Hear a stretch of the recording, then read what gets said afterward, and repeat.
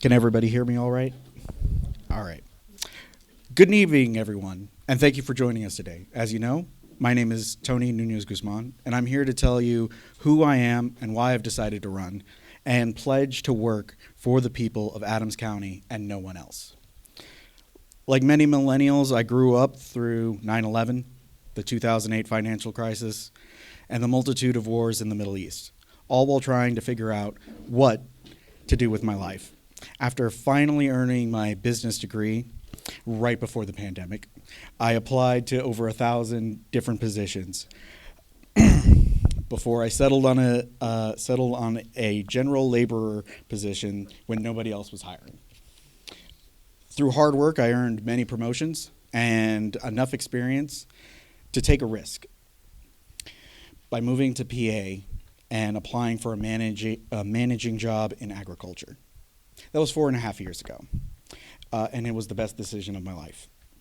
Pennsylvania has been so good to me and has allowed me to grow and be successful. That is why in January, when I looked at the state of our country and Pennsylvania, I committed to running for office so I could give back to the community and serve. Who here has been burdened by high electricity bills, water bills, grocery bills?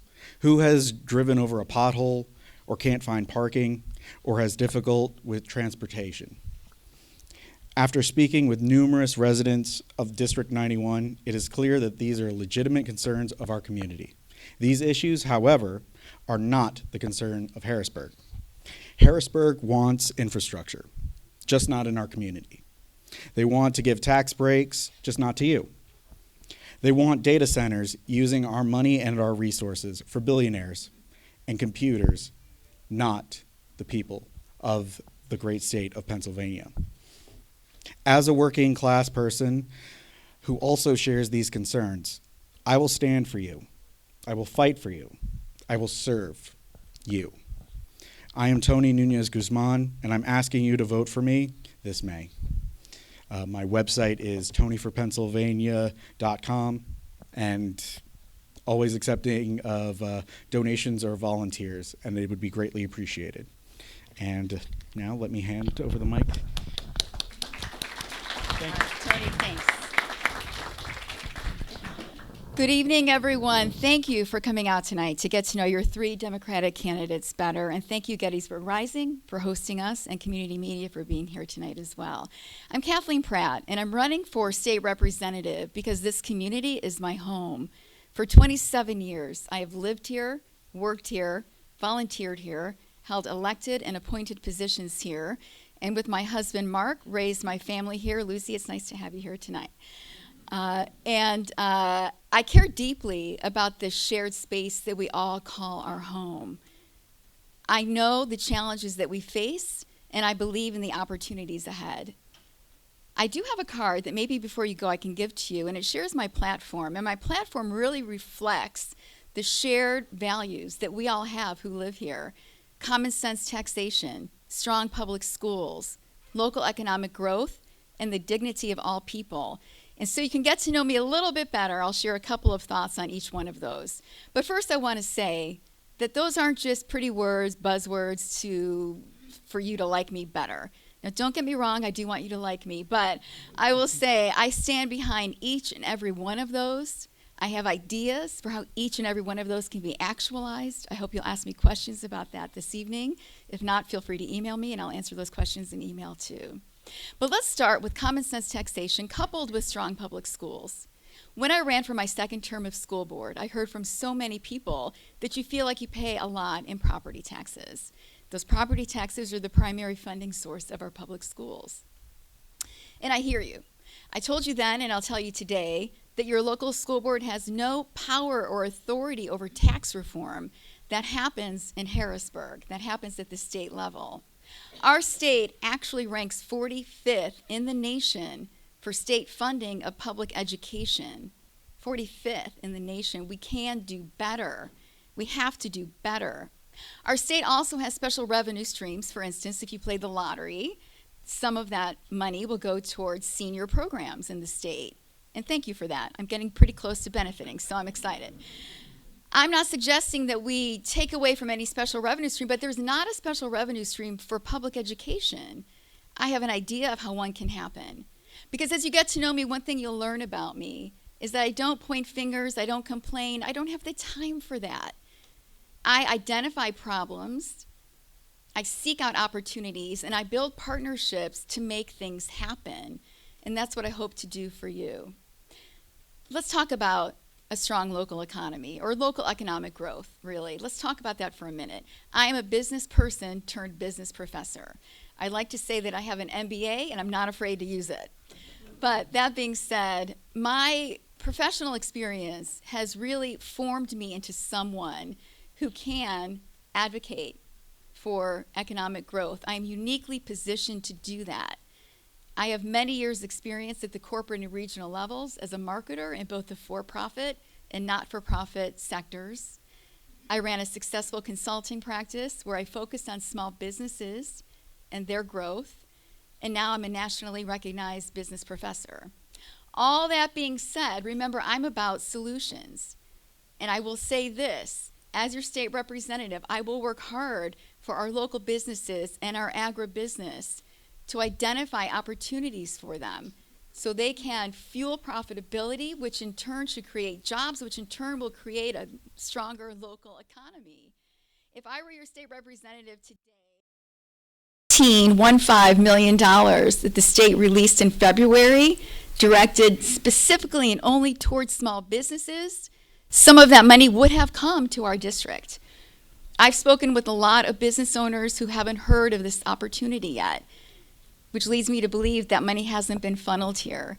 I would work hard to make that happen. The last thing on my platform when you take my card tonight, although not the last thing on my mind, is the dignity of all people.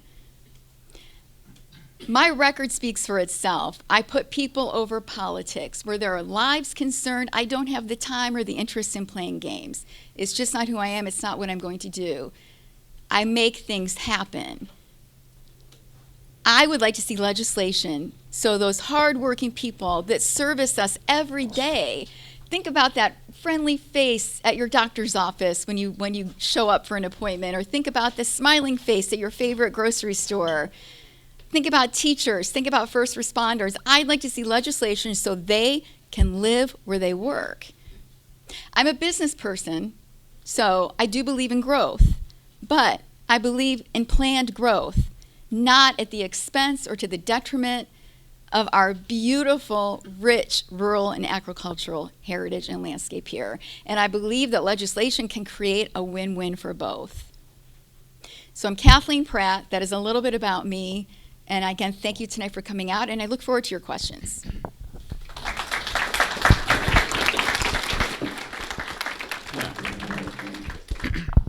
I'm going to take a cue from you. I think standing up feels a little bit more comfortable. Actually, I have all this room over here, too. I told the guy I wasn't going to dance, but no promises.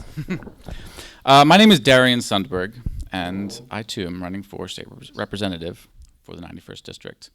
I'm not a business person. I don't have an MBA, so in some ways I feel a little out of place here next to these two. But I am, just like you, I suffer from high prices. I suffer from utility bills. I suffer from high gas prices. I suffer from data centers infiltrating our state. And I work in the public sector, like many of you. I'm a teacher. I come from a family of teachers. My dad and all 6 of his brothers and sisters were teachers in Pennsylvania. And guess what their dad was?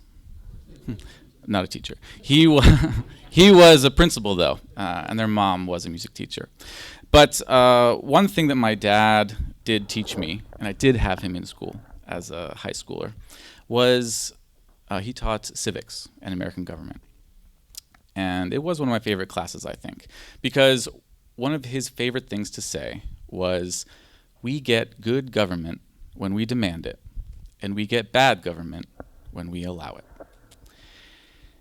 And oftentimes, in the last month or so, walking around the community, handing out door hangers or business cards or talking to people in the square on Saturdays, I get the question, why are you running? why are you running for office? And my first response in my head is, look around. The world is on fire. But, you know, when I take a step back and think, everyone's experience is a little different. Maybe they don't see the world on fire.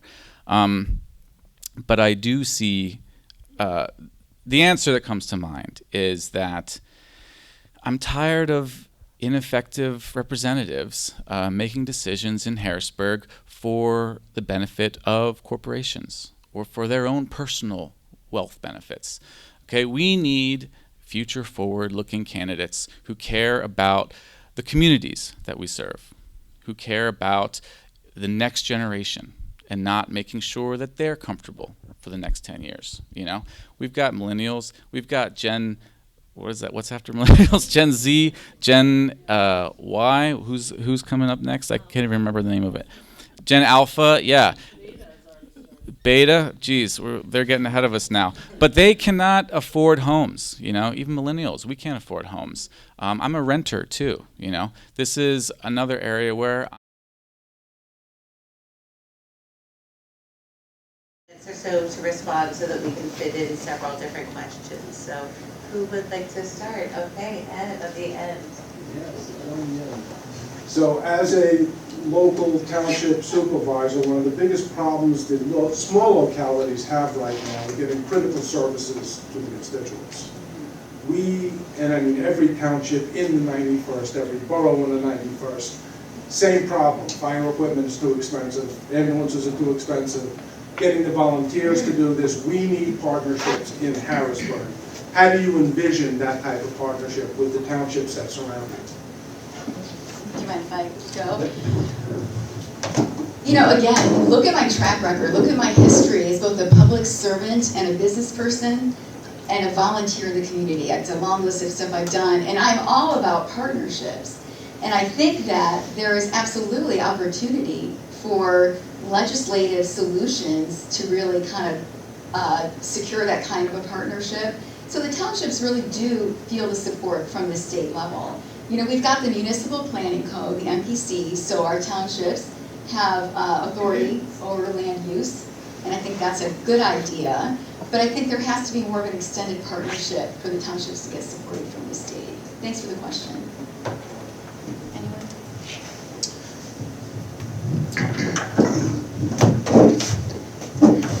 Wish I stood up at the beginning.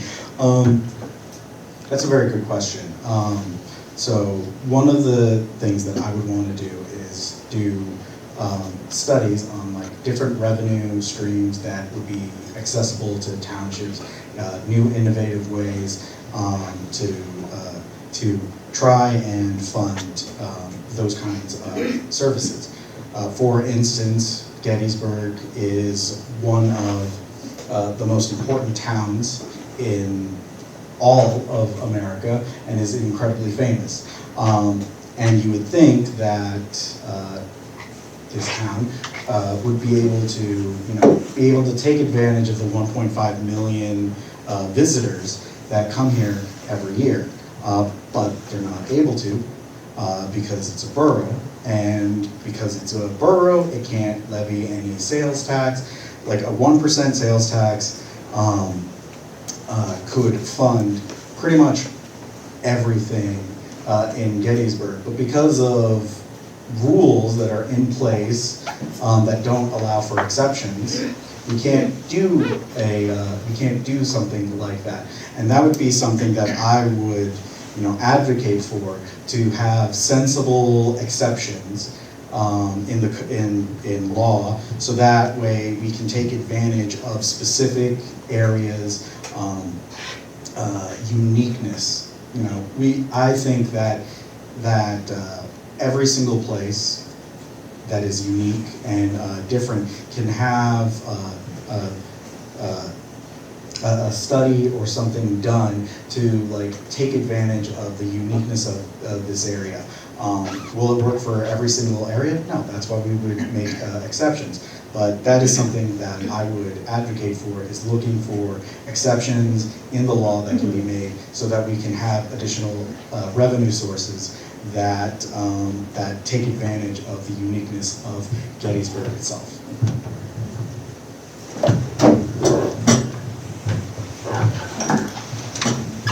Thank you.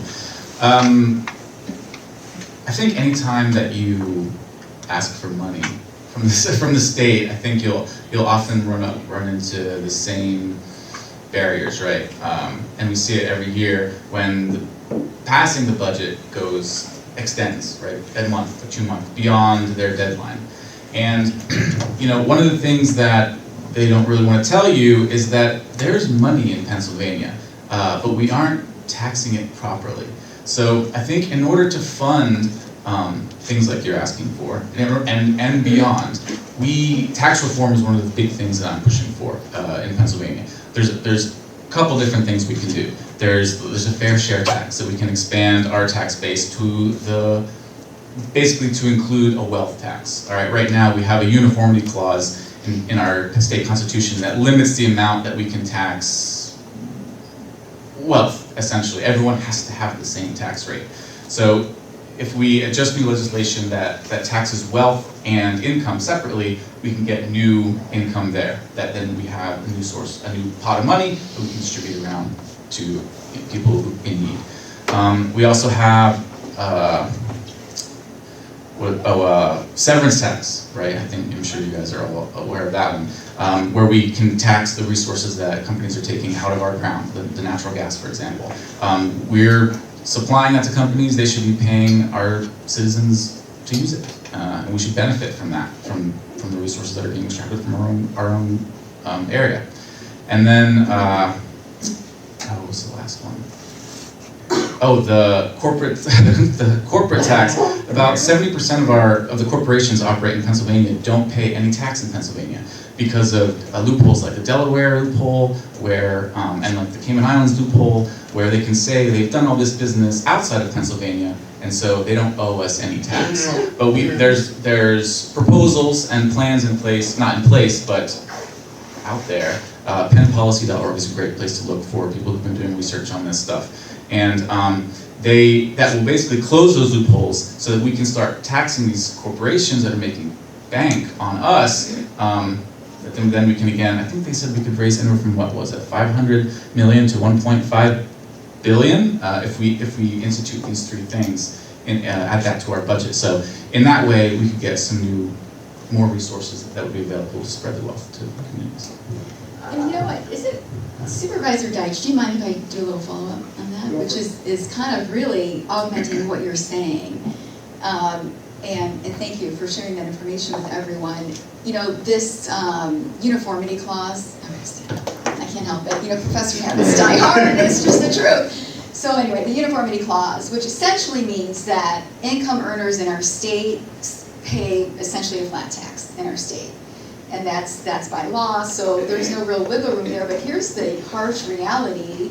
People in our state that earn $22,000 a year and less. So that's the lowest 20% of income earners. So these are people who have jobs, they're making money. $22,000 or less. They're paying an effective tax rate of 15.1%. That's a lot of money when you're making under $22,000 a year. We talk about a housing crisis. It's true. You have to earn $22 an hour in this district to afford a one-bedroom apartment. That's hard to do. There has to be legislation that makes that better for people. We talk about like they and them in Harrisburg, but let's start talking about like one of the three of us up there and what we will do to make lives better, because that's what our state legislator can do. Through legislation, make our lives better. But let's go back a quick second to income earners, because I think your ideas were really great ideas. I think they're great.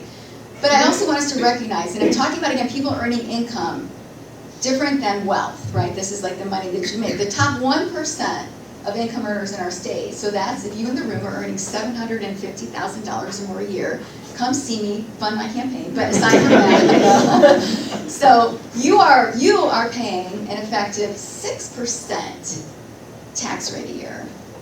So 6% for someone earning in wages $750,000 and more a year. is not as big of a hit. So yes, there has to be tax reform, absolutely. And there are ideas that are floating out there, and whichever one of us becomes your next state representative, you know, I like to believe that, you know, we're going to work hard to build those relationships, make those connections, and make things happen for the people who live here. Thank you. Thank you. And then either Tony or Darian, would you like to take another turn? And then, since Kathleen responded, No, let's take another question. awesome. All right, who would like to go next? Yes, I would like please. someone to talk about the pillow tax, which is, that's a thorn in my side and has been for years. Gettysburg contributes a lot. I mean, we have those tourists coming. Hotels are getting the money. And yet it just seems as though not a whole lot is coming back, certainly not to the borough. It's going other places. And I just want to know, everybody says, oh, well, you know, it's state law. You guys are running for that office to affect state law.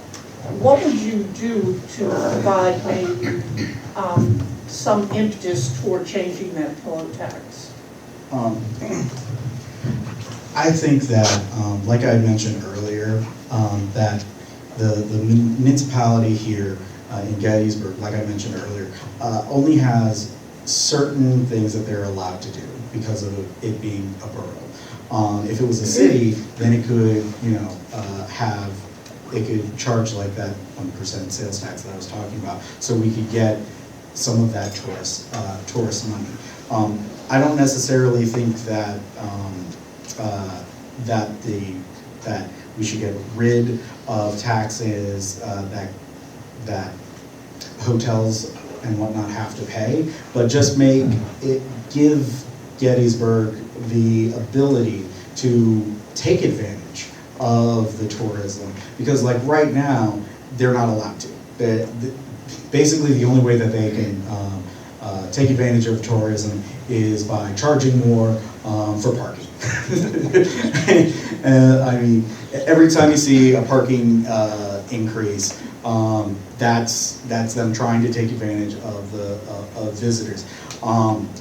In fact, 25% of the municipality's budget in Gettysburg is raised through parking, and I think that for all of that, it makes the experience of being in Gettysburg, whether you're a visitor or you live there, worse. So, like I said before, looking into making an exception to Gettysburg to allow it to have more options to collect, or should I say, take advantage of the massive tourist population that comes into this town, is something that I would be looking into doing, because just because this is how we've always done things is usually what you hear, the excuse for why we can't make exceptions. I'm totally against that. If it makes sense for Gettysburg to change the rules, then that's just what we need to. That's what we need to do, because the burden shouldn't just be on parking and parking tickets and parking meters and stuff like that. There should be a more comprehensive and well thought out way to take advantage of the tourism here. Yeah.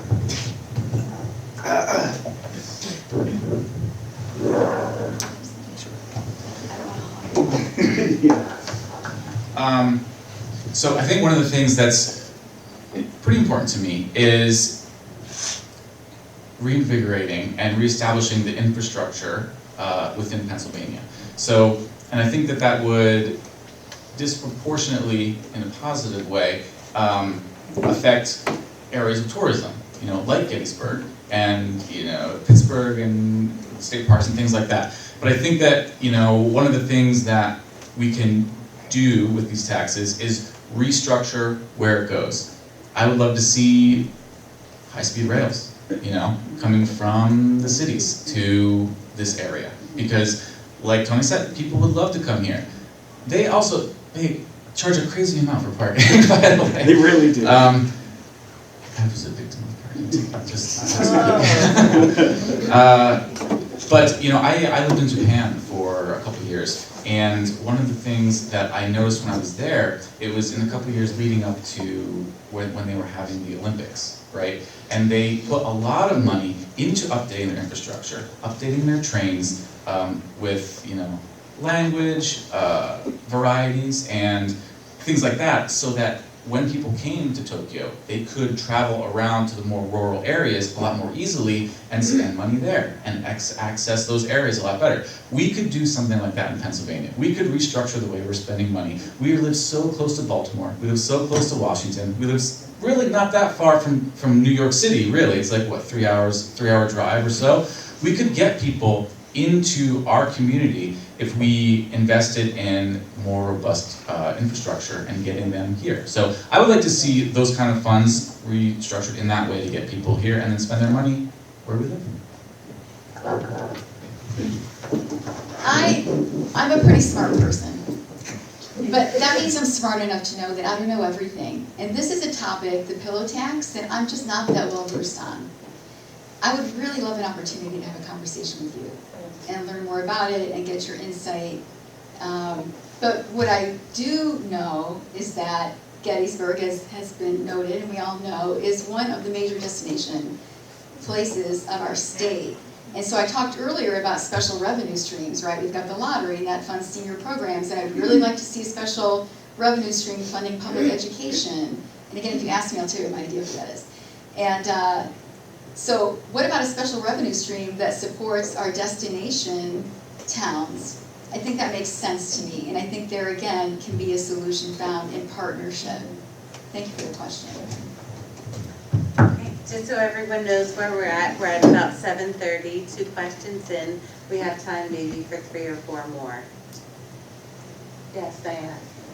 Hi, I would like you to address the 287G program and also detention centers. What are your opinions on this and what will you do? I mean, many, I guess various departments would like to engage in 287G agreements in order to gain some money. So I would like to hear you talk about that. Could you explain what 287G is for the Well, rest of us? maybe one of our panelists. I can explain what it is out of fairness. Those are agreements that police departments have with ICE where they can facilitate some of the work that ICE is doing. And I think the detention centers that Diana is referring to are ones that we've seen in Pennsylvania, nearby in Maryland, and across the states where they're purchasing warehouses and other buildings to have these for-profit detention centers. So, gentlemen, do you mind? Go. So, all right, so one thing that I'm doing, and if I veer too far off track from your question, please just give me away, because it's really important that it's answered. One thing that I've been doing over the last couple of months is having meetings with business owners and agribusiness executives, so I can learn more about what's working for you, what's not working so great, where do you see the opportunities. And I had a really great coffee with the president of one of our fruit growers. And I'm happy to say that, and I promised this person I would not use this person's name because, I don't know, I won't do that. So, privately I'll tell you, but not publicly. I just think that's a little shady. So, happily, that the police in that area, which is in our county, are actually very hands-off. And when this grower had a problem with a van full of employees who were fully documented, H-2A visa workers, and that's the federal visa that permits our growers to hire non-citizens when they can't find U.S. citizens to do the work. And part of the H-2A visa says this to the grower: if you have a non-U.S. citizen here on your visa, and they're here for a week, a month, and then a U.S. citizen comes to you and says, I want the job, that grower then pays for the H-2A visa holders to travel back to their home country. So no jobs are taken away from U.S. potential workers, and I want to make that clear. But one thing I learned, which made me kind of breathed a sigh of relief, at least in that part of our county. The local police actually are staying off ICE. So when that van was pulled over, the local sheriff showed up on the scene and said to ICE, "You need to go. These people are fully documented, and I won't put words in the sheriff's mouth, but essentially you need to go." So I felt really good about that. I know that our state police have come out with a statement that ICE's priorities are not their priorities, so I think that's good news. And I also am thrilled that last week, and I will always get this wrong, the Pennsylvania Department of, and I will get DEP, Department of, thank you so much. I told you, I'm smart, but I have things to learn. Anyway, our DEP, you may have heard this, I was so excited. How can, like, these detention centers, which are inhumane at best. So our DEP last week essentially said there are 2 that were slated to be built out in eastern, kind of east and northern part of the state. DEP came out last week and said, yeah, you know, the 2 of you that want to build a detention center, we're not going to allow you to hook up to water and sewer. Drop mic, right? So those 2, at least for now, aren't going to happen, and that's great. I hope that answered your question in part, anyway. Touched on, yeah. I'll So, give my- I mean, the thing about the 287G program, and I encourage you and everybody here to see the ACLU's report called Deputized for Disaster. Okay, there are municipalities very close. I mean, Franklin Township, not Franklin Township, I mean, Franklin County. yeah, Franklin County and Carlisle area that have engaged in these 287G agreements, and there are terrible problems that come as a result. I mean, you know, there's certainly racial profiling that it really comes up. It turns police departments really into bounty hunters, basically.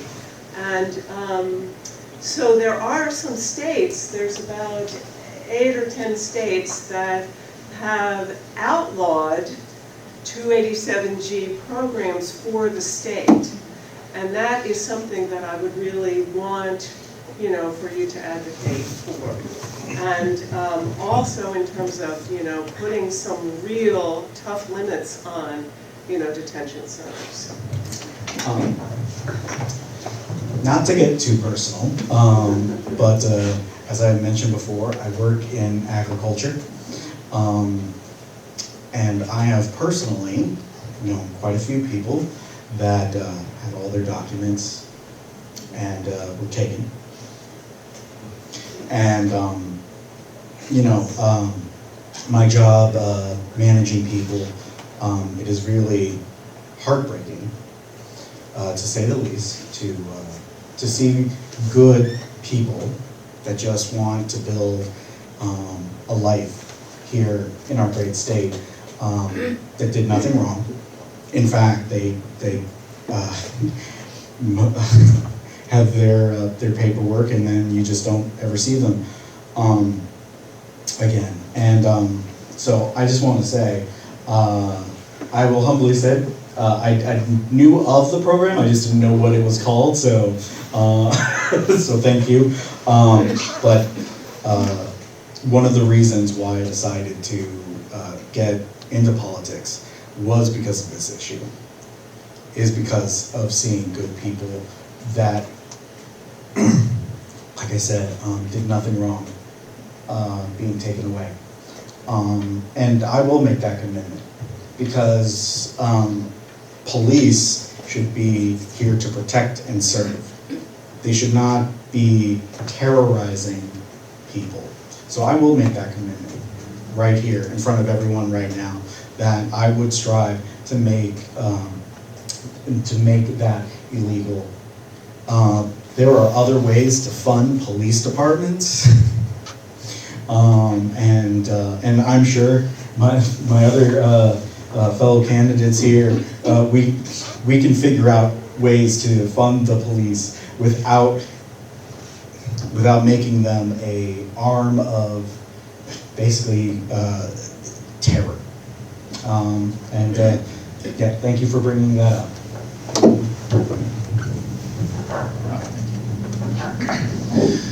Yeah, I mean, I can make that commitment too. That's one of the things that really has sort of horrified me in the last year, among so many other things that have horrified me in the last year. But you know, when I learned, obviously the concentration camps, let's call them that, let's call them what they are, across the country started popping up, and then you hear people dying. And when I heard that the first person who died in Pennsylvania in the Shannon facility found, not to be too grim, but hanging with his hands tied behind his back, you know, that's not an accident. That's terror. You know, that's assault. And then, you know, you hear them buying 2 other locations, but one in Hamburg and then one in Bucks County, I think they're trying to. But it's disgusting, right? It boiled my blood to know that was happening in my state. So I'm with you too. I would push the governor and the rest of the representatives to say, yeah, we're not helping them do this, and it's not just about our county either, because you know what. The Benito Support Adams is a local group that's sort of spearheading the anti-ICE movements here and locally, and they've told us that, you know, they come from York, they come from a little bit farther east, and then when they come here to you know, apprehend people, and then they'll take them back out of our county as well. So it really does need to be a statewide initiative where we can stop the cooperation with at the federal level, at the state level with the federal program, and then also do whatever we can to stop them from building these. We can't really stop the federal government from buying land for the concentration camps, but we can stop them in like meticulous bureaucratic ways, you know, that's when it comes to like, you know, hooking up sewer, hooking up water or electricity or ordinances and things like that. So I think any option that we have at our disposal, we should absolutely utilize and take advantage of. So I can commit to that too. Good question, thank you. And maybe Darian, maybe you can start the next. I don't think you've had a chance to go first yet. Do we have another question from the audience? There's so many issues at stake. What have we not heard, Bill? Okay, I have a very good point. Sorry about that. Some years ago, I was the treasurer for the Democratic candidate in the 91st district, and she wasn't very well known. She worked her heart out, ended up winning 25% of the vote. Next election, we had a very well-known candidate, well-financed, worked hard as far as I know, got 25% of the vote. What are you going to do to try to succeed in defeating a Republican in the 91st district? That's a great question. I think that we are lucky this year, actually, because just look at what we have happening in this election. We have a candidate or an incumbent who normally runs unopposed for 20 years, almost every time runs unopposed.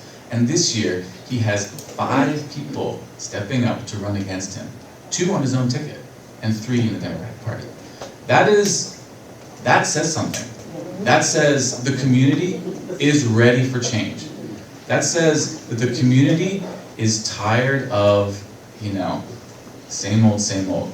And so in that respect, I think we have, you know, whichever one of us ends up the candidate on the ticket, we have a really good opportunity to take that momentum that the federal government is giving us, you know, and that really Dan Mao has given us over the last 20 years, and the lack of progress that he's sort of helped institute. I mean, he continues to vote against minimum wage increase, you know, which he did again this year. He introduces legislation that's like making it easier for child labor in Pennsylvania, stuff that doesn't make sense and it really hurts our communities.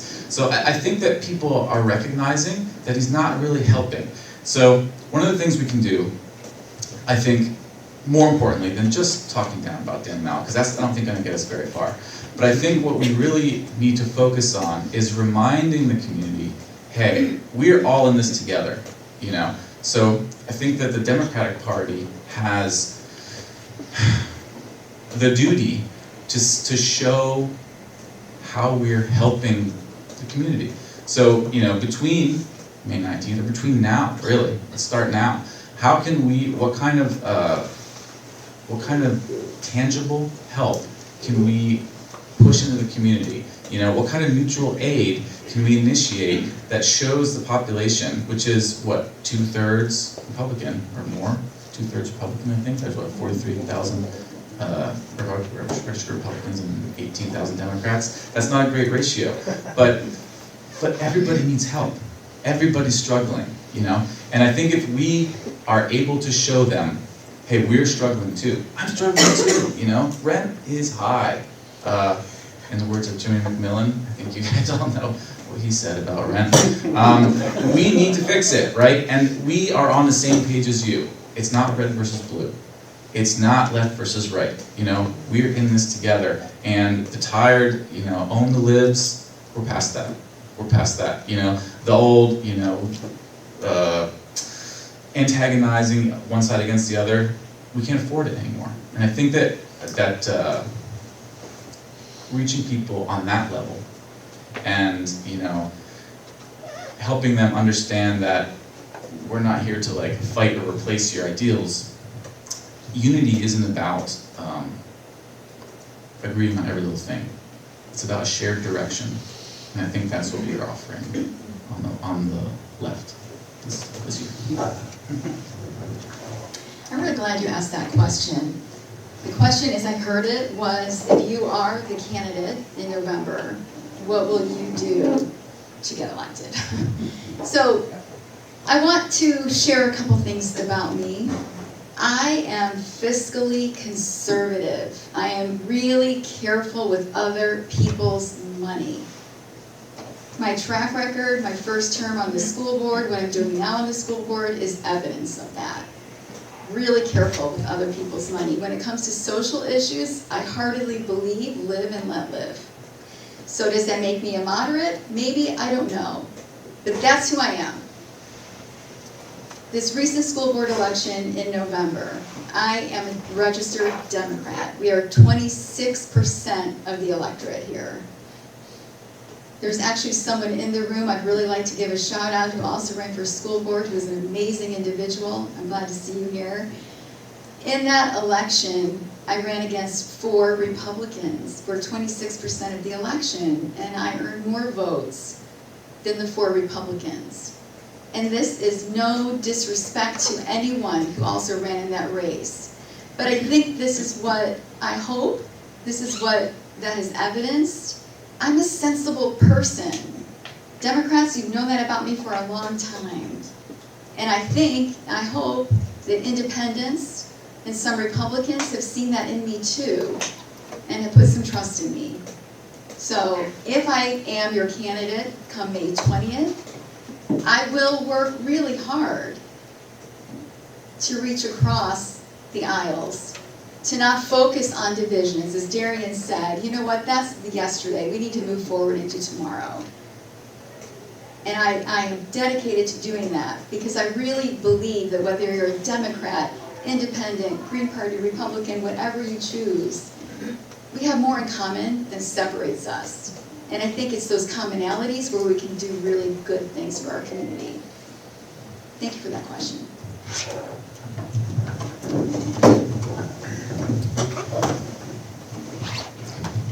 I think fundamentally, human beings all want the same things.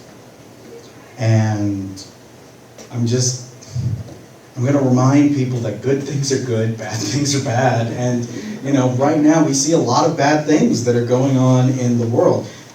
Taxes are too high and disproportionately towards to the middle class, while tech billionaires barely pay anything, At the end of the day, focusing on what we all share, the struggles that we all go through, and being like, hey, I want to help you out. I want to put forward policies that are going to help you. I want to remind people that we can build things again, that we can do things again. Because I think in this modern era, you keep hearing from your government and from people in power that, no, we can't do this. We can't do that. We can't fund this. We don't have enough money. We don't have enough people. We don't have enough power. Blah, blah, blah. Endlessly going on about what the government can't do. The thing is, this is America. We had the New Deal that, that we build the highway system. We've built so much. And I just want to remind people that we can do that again. We can do that again. And accepting the inaction of the people in power is just not possible anymore. We just can't afford to just let the status quo keep going as it is. It's not working. It hasn't been working for a long time. You see it out there every single day. We need something different. And myself, and I'm sure my other candidates up here, want something different, want to do something. And we just cannot keep with the status quo. I hope that answered your question. Thank you. Great, thank you. We have time for one more question, and then the candidates will be able to close out things with their final comments. I would hope that during your final comments, you would share how people can get in touch with you, because we have viewers at home that are not able to get your cards. And then we do have the room until the Y closes at 8:30. So we'll finish the candidate forum right about 8, and you do have time to talk to the candidates one-on-one. So with that in mind, yes, the last question, please. So Representative Alexandria Cortez accused private health insurance companies of defrauding the public.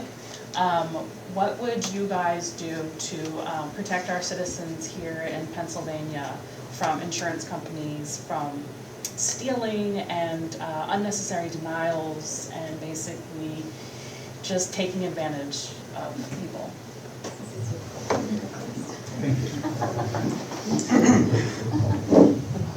I'm very passionate about this. It's one of the things that I'm fighting, that I want to fight for the most, is the fact that while I do believe that we will eventually need to have a universal system that is on the federal level, but here on the local, or excuse me, on the state level, I think there needs to be consequences for bad actors. There needs to be consequences for putting greed above human lives.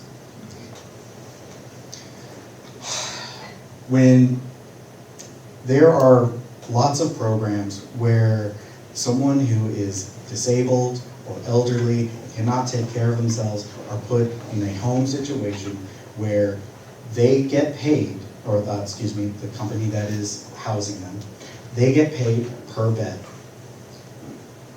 So someone has to be in that bed for them to get paid. And because of that, a lot of unscrupulous housing care facilities will delay life-saving operations and procedures, because that person will be out of that bed, and they don't know how long they'll be out of that bed, and they're not making money.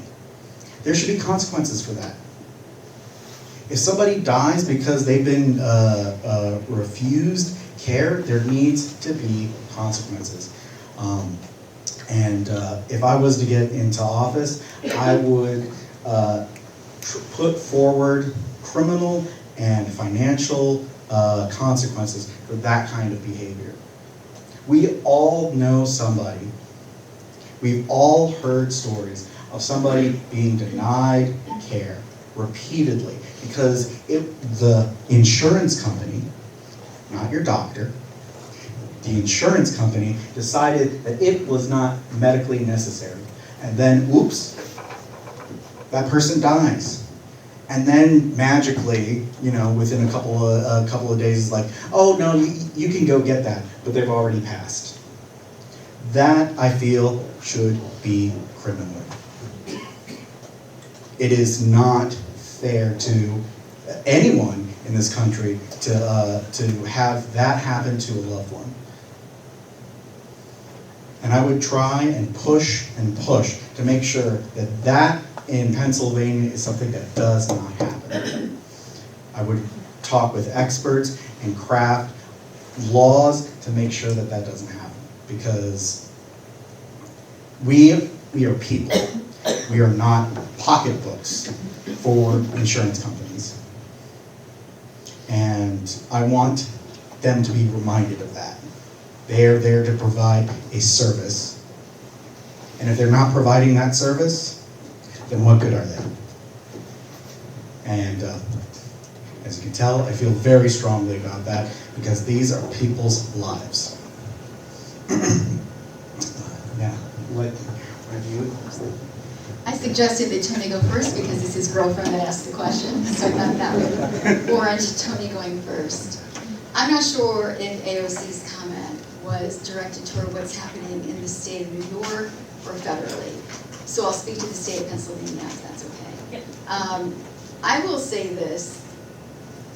If anyone in our district comes to me and says, Kathleen, there's a problem here. In this case, it's the insurance issue. There's a problem here.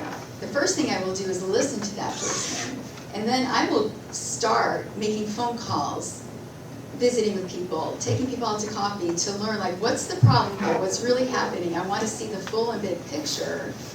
And then my next step is building partnerships with people who can join me in crafting legislation to make it better in our state. So whether it's this insurance issue or another issue, I know I've already said it tonight, so at the risk of repeating myself, that's what I'm all about. I'm a person of action. I make things happen. I don't do it in a vacuum. I do it by gathering information, building partnerships, and then moving forward with solutions. That's a great question. Thank you.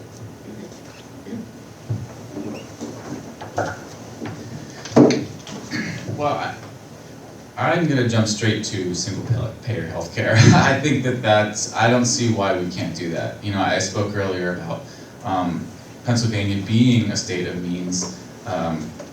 We just don't access all of it. And I think that if we start to tax corporations the way that we ought to, if we start taxing the wealthy the way that we ought to, we can, and then also distribute that wealth in a way that benefits everybody equally. You know, a rising tide lifts all boats, and I think that that's where we're at.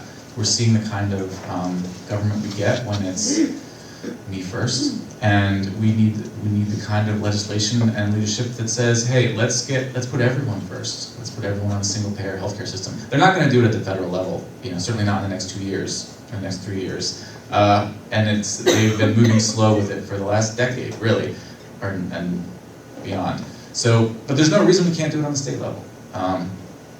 So, why not? Why not do that? We just skip straight to that, and then skip the middleman. Let's lose insurance altogether. You know, let's just pay for it from the state. Yeah, you know, that's another thing.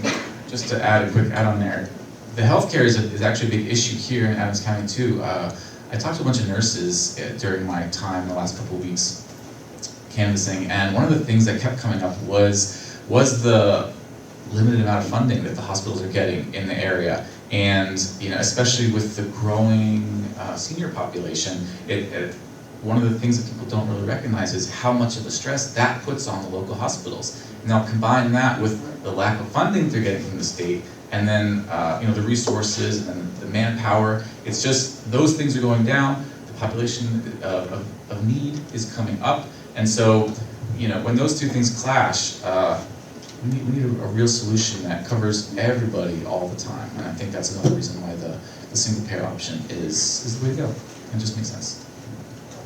Thank you. Great questions on a variety of topics, and I would leave you guys with maybe just a minute or so to share final thoughts, and then remind you to please share your contact information with those at home in the order that you prefer.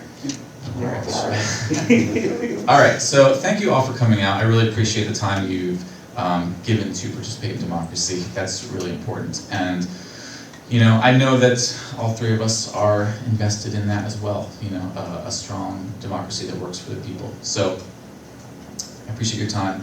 And if I do get your support on May 19th, or by mail between now and then I'll be sure to I'll be putting your needs first, because like I said, we're all in this together. So if you would like to learn more about me, you can find my website at DarianSun for 91. .com. And that's my Facebook and Instagram as well. So there's information there. I also have cards on the table that you can scan and find the information. But I have a lot more about my views on a number of policies, including data centers, other tax reform, corporate greed, and getting money out of politics, like using the Montana plan to circumvent Citizens United. So I think there's a lot of great issues that we could solve if we get the right people in there, and those people are me.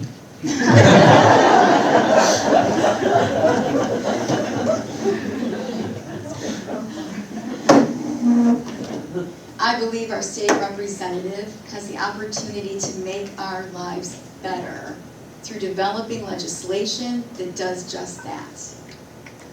As your state representative, I will listen first, and then I will act with purpose. I do ask for your support, whether it's by mail or on on May 19th. I do ask for your support. I'd really like the opportunity to represent you. How to reach me, I also have a website, prattpa91.org, and you can find me on Facebook that way as well. Thanks again for coming out, and please stay in touch. Questions that you have, etc., I am accessible to you. Thank you.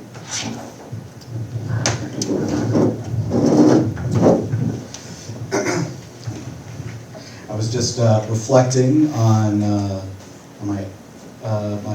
other candidates, how they've lived here all of their lives. I unfortunately did not have that blessing. I've lived all over, and this has been by far the best place. And I would be honored to have the opportunity to serve all the constituents here in District 91, whether you're a Democrat or Republican. I want to put your needs first and no one else's. My website is tonyforpennsylvania.com.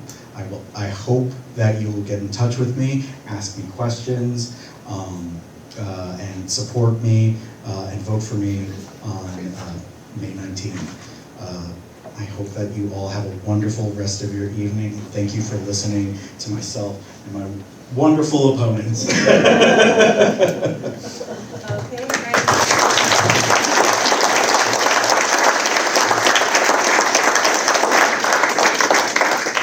Thank you guys all for coming out tonight, for sharing so honestly, for thinking about these issues. And I think there's evidence in this room that yes, we do want change. So I hope we get that soon. So that concludes our forum. Thank you very much.